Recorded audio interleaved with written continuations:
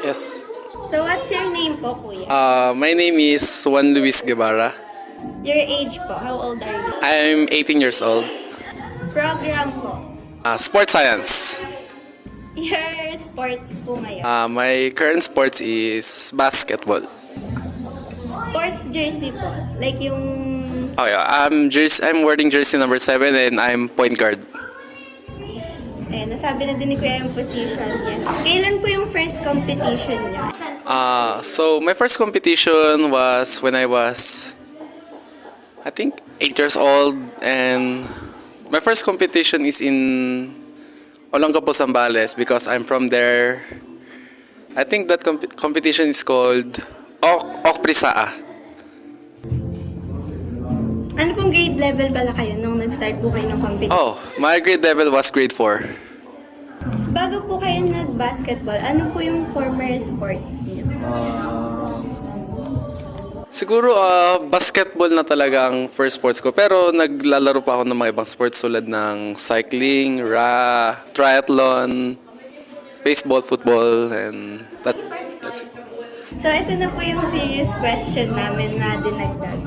What inspired you to start participating in your chosen sport and how did you first get involved? Siguro may family because may mga tito and tita ko, they know how to play basketball, then nag-organize sila ng mga league. That's why when I was young, nakita ko yung mga ganong bagay na ginagawa nila, then na-inspired ako mag-basketball. Our second question po, how do you balance your academic responsibilities with your rigorous training and competition schedule? As of now, nagagawa siya by doing time management. Can you share any specific strategies or routines you use to stay disciplined and focused on both academics and athletics?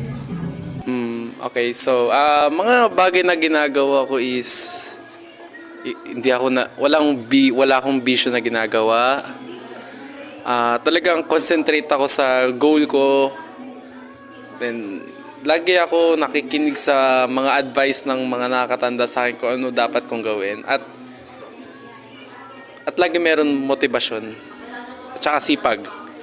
What challenges have you faced in your athletic journey and how did you overcome them? Siguro yung pag time management kasi Dito sa NU is napakahirap ng pagta-time management.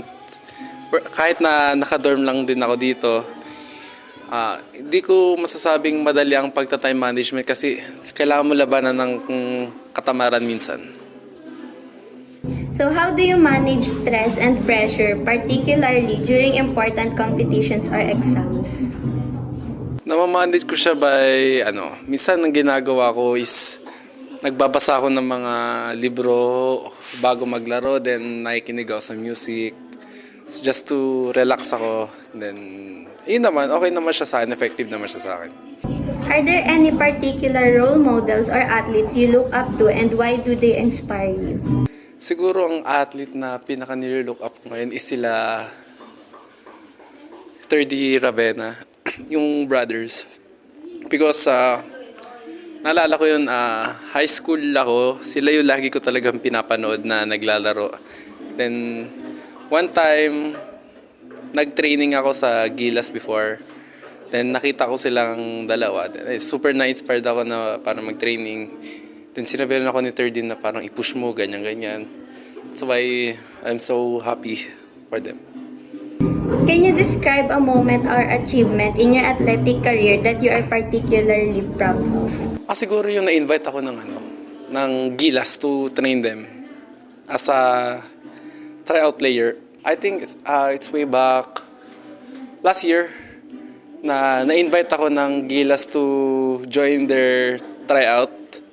Isa sa mga achievement ko yun. Kasi yung invite na yun is lang siya. Parang best of the best lang ang mga kinukuha doon. Kaya, ayun, super proud ako doon. How do you approach teamwork and collaboration with your teammates in your sport? By communication. Nagagawa ko ang tamang teamwork sa loob ng court if nagko-communicate kami ng tama.